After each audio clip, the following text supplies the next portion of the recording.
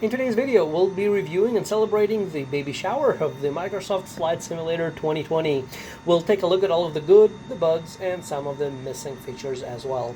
The intent of my video here is to provide you with a general view and my initial impressions. I've been flying with the older flight simulators as a kid, and now having this flight simulator released with the high-quality graphics, well, it is extremely exciting. Now, let me get this out of the way first. I'm just an aviation enthusiast, period. I'm not a pilot. I enjoy flight simulators and all things aviation, but if you're looking to get a review from an actual pilot, then this video features several exits, keeping in mind that some of the closest exits may be right behind you. I'll also put my installation issues that I had to the side, and I'll focus on the actual flight simulator itself. I just will say that I hope Microsoft fixes all of the issues and bugs that are related to the installation aspects. I have spent over 14 hours trying to get mine to download, install, and work right. Multiple install, reinstall attempts. It was a disaster, but I got it finally to work and got to play with it now. And as I said, hopefully they'll fix those in the future. I'm not going to dive into them in this video specifically. Now, first and foremost, the graphics. The AI engine to render graphics from satellite or aerial photography is absolutely impressive. This is a new high standard, at least in the civilian world, of the things that AI can achieve based on the content that was fed into it, right? Microsoft said that the mapping itself is over 2 petabytes, and just for reference, each petabyte is 1024 terabytes, or you can think of it as million gigabytes. And here we have 2. Wow, absolutely impressive. Even at the lowest settings, the scenery that it is able to generate is impressive, and I've been playing at the high end and on the ultra settings, and absolutely am blown away by the things that we can see and the details that this simulator is able to achieve. Initially, I was thinking of getting the deluxe version, which is their mid-tiered version. However, since I am from Colorado and I noticed that the premium deluxe version had specifically Denver International Airport listed as being one of those customized airports, handcrafted airports, I did decide to go for the higher tier version, and well, it is very nice. It is good to be able to play your simulator game at the hometown and actually see your airport being replicated.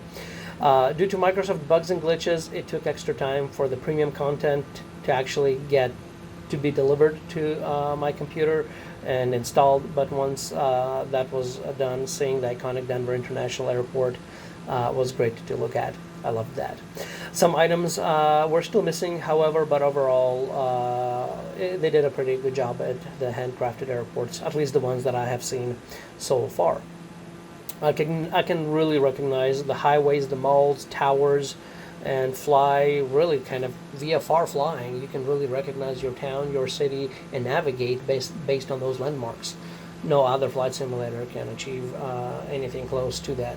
So what they were able to do to allow me to fly around my city that I know and recognize everything in it and navigate based on the landmarks, absolutely amazing. I love that. Now let's talk about a little bit more about this whole AI aspect and what it is able to achieve. As we can imagine, it's not perfect, and I'm very impressed with all of the things that it has done, but I have seen some of those oddly stretched items, imprinted vehicles on roadways. I've seen buildings in weird shapes, mountain in weird shapes, and then some objects that look like kindergarten's paper mache. But overall, still, what it is able to deliver, it is impressive. I do hope that they kind of tune or fix those little smaller bugs when it comes to the AI and generating some of those graphics for the things that obviously they did not handcraft. But nonetheless, I don't let that take that away from the actual impressive things that it can do. Weather effects, they're awesome as well. You can change the weather conditions mid-flight. You can also change the time of day mid-flight as you are flying around, and even adjust the month you're flying, which results in, of course, different angle for the sun as you're flying, or the stars. So another interesting aspect to that as well. I have seen bugs where weather is built in blocks and there is an issue with stitching, however. And what I mean by this is that when you're flying at the line where it is actually trying to stitch the weather, For example, you may be flying in a thunderstorm and you have zero visibility, but if you're flying right on the stitching line, you have unlimited visibility, maybe just going to be a couple of inches there, but to the left and to the right, you're flying through a thunderstorm, and then you have like a vertical line of clear, perfect visibility, so you can see that, hey, you're lining up with the runway really well going down the center. So it was kind of interesting to see that part. Again, small bugs and with stitching and glitches with weather, but again, some things for them to fix, hopefully, in future versions. We can control different level of clouds, rain, snow conditions, and to do that mid-flight, it is absolutely nice. I love that. Now, seasons, on the other hand, is a whole different discussion. That is missing and is nowhere to be found. So that means if you're flying in the winter in Colorado mountains, you may be seeing those beautiful green trees, which of course are never there in the wintertime, but it is something that at least I heard rumors that Microsoft may introduce seasons in a future version, potentially, hopefully, who knows, but that would be nice. I would love to fly, for example, the Colorado Rocky Mountains, Vermont, New Hampshire, or Maine in the fall and see the changing leaves. That would just be awesome and fantastic. Hopefully they can make that happen someday.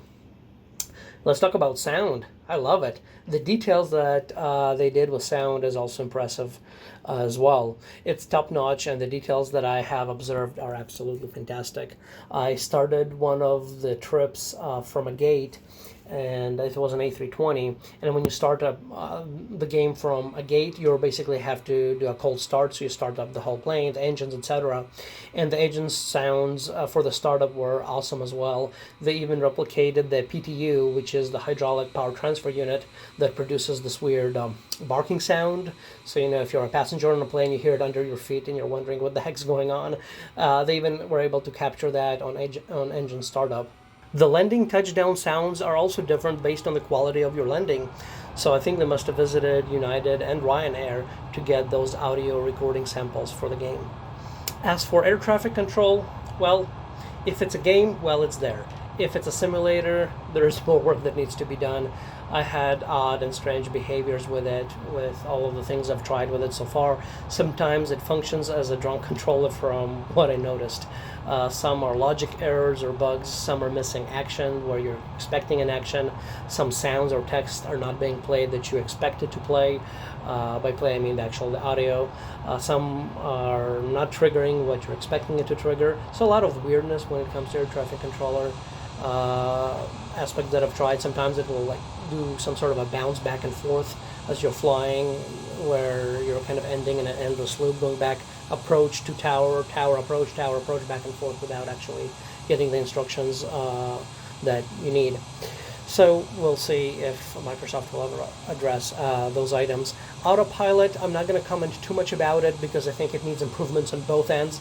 Part of it is me trying to learn it and be better at it. Part of it, from what I do know, I'm trying to make some things work, and sometimes it wasn't working clearly or as I think that it should. But as I said, the bug could be between the keyboard and the chair as well, so there is some learning to do on my side for that. The flight controls, I'm going to talk a little bit about that. Surprisingly, the Microsoft Flight Simulator is not able to recognize a Microsoft joystick that I have. So that means that all of the mappings are blank and you have to map all of the keys yourself and do all of the access. Not too bad, nothing that can't be done, just takes a little bit of time to get that done, and going through that process actually improves your knowledge of the flight simulator because you can actually then control and see all of the controls that you do have. But it was surprising to see that they do not recognize my Microsoft Flight Simulator joystick. My joystick is basic and is the same one that I had as a kid actually, and it still works fine without any issues, but maybe I should upgrade and look at something different at some point. If anyone has any tips or advice on better joysticks that may be out there, please let me know in the comment section. I definitely would love to hear your advice. Now let's talk a little bit about the missing features that are still here, even though the product has been released. First one is no multi-monitor support, which is extremely surprising. Now, you can drag some windows out to a different monitor. So, for example, you can drag out the ATC window or your map window to a different monitor, but you cannot take multiple monitors and have it as your full view like you could do with some other flight simulators, that is not supported, unfortunately. It's surprising to me why they have not done that. So if you want to do this, you cannot do that, but you are able to at least drag out some ATC maps, etc. But you cannot drag away, your whole flight panel from a 787, for example, to a different window. It will not let you do that. A main problem and bug with the current setup is if I'm doing anything outside of the main window. Like I mentioned, you can drag the navigational map or the ATC or the weather sections to a different monitor, but as soon as I do that, the flight simulator stops and ignores all of my inputs from the joystick, which means you can't really successfully fly and use the map, for example. Or if you do, you have to do something really quickly and come back to the game, because it does starts changing your pitch, altitude, and it just absolutely ignores any joystick inputs while your mouse is focusing on the other windows. That is unfortunately a major bug and an oversight from a product that you would expect that you should be able to fly even if you are in a multi-monitor setup trying to look at a map within Flight Simulator of all places, but still use your joystick to fly. Apparently it's too much to ask for, unfortunately. The second thing is that there is no full HUD style view like we had with the older flight simulators, and yes, it is a comparison. Maybe it's incorrect for me to assume that I will have that capability, but I like to have a full view moving ahead, either by moving the flight control panel out to another monitor, or just have the HUD style view, maybe like we have now with the external view just without the plane. Again, I just like the ability to maximize the full view on one monitor for better visibility, of course. I know it may not be 100% simulator effect, but having that capability I think is fairly important, and surprising that it is missing in a flight simulator. There is a drone view aspect, but it's not the same thing. You can pause the plane and kind of play with the drone view camera to move around, but it's not the same thing from actually having a full HUD view when flying. So at least I still wish we had that capability. There is no VR support at the moment, though Microsoft mentioned that they will deliver that in the future. I don't have a VR headset, so it's not something that I'm interested at right now anyway, but I know many in the flight simulator community would be interested in that. So hopefully once Microsoft delivers that, I'm sure many folks out there will be happy. Well, at least those are my initial impressions so far. Of course, there's much more to fly, look through, and enjoy. I'm sure there's going to be more in the weeks and months ahead. But for now, I'll go ahead and enjoy the friendly skies. Thank you all for watching, and I hope some of you have found this content helpful. You are now free to move around the cabin. Thank you so much, guys. Bye-bye.